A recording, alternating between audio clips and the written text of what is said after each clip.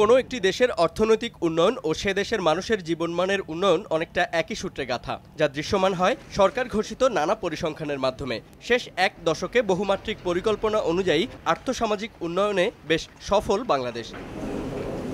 মঙ্গলবার সকালে প্রধানমন্ত্রী শেখ হাসিনার সভাপতিত্বে অনুষ্ঠিত এনইসি সভায় গুরুত্ব দেওয়া হয়েছে উন্নয়নের এই ধারাবাহিকতা রক্ষায়। সরকারি তহবিলের ব্যয় ১,০০০ কোটি টাকা বাড়িয়ে ২০১৮-১৯ অর্থবছরের সংশোধিত বার্ষিক উন্নয়ন কর্মসূচিতে ১,৬৫,০০০ কোটি টাকা বরাদ্দের অনুমোদন দিয়েছে এনইসি। সভায় টেকসই অবকাঠামো উন্নয়নের লক্ষ্যে জেলাভিত্তিক মাস্টার প্ল্যান গ্রহণেরও নির্দেশ দেন প্রধানমন্ত্রী। আরএডিপি যেটা হলো চূড়ান্ত ১,৬৫,০০০ কোটি টাকা। তিনি মনে করেন যে আমাদের যে অর্থনীতির বর্তমান যে সাইজ বহর, আইএমএডির পক্ষে এটাকে পুরোপুরি তদারকি করা ফিজিক্যালি, ফাইন্যান্সিয়ালি, ইন্টেলেকচুয়ালি, টেকনিক্যালি সকল দিক থেকে তারা not up to that level. তিনি আরেকটি অর্ডার দিয়েছেন যে প্রত্যেক জেলা উপজেলা ভিত্তিক যেন মাস্টার প্ল্যান থাকে।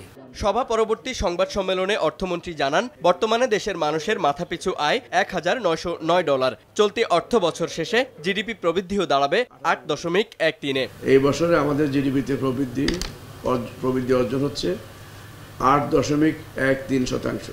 ১৭৫১ থেকে আমাদের মাথাপিছু আয় $১,৯০৯। জিডিপিতে আসার জন্য আমাদের এক্সপোর্ট বেড়েছে, আমাদের ইনভেস্টমেন্ট বেড়েছে এবং আমাদের ম্যানুফ্যাকচারিং খাত বেড়েছে।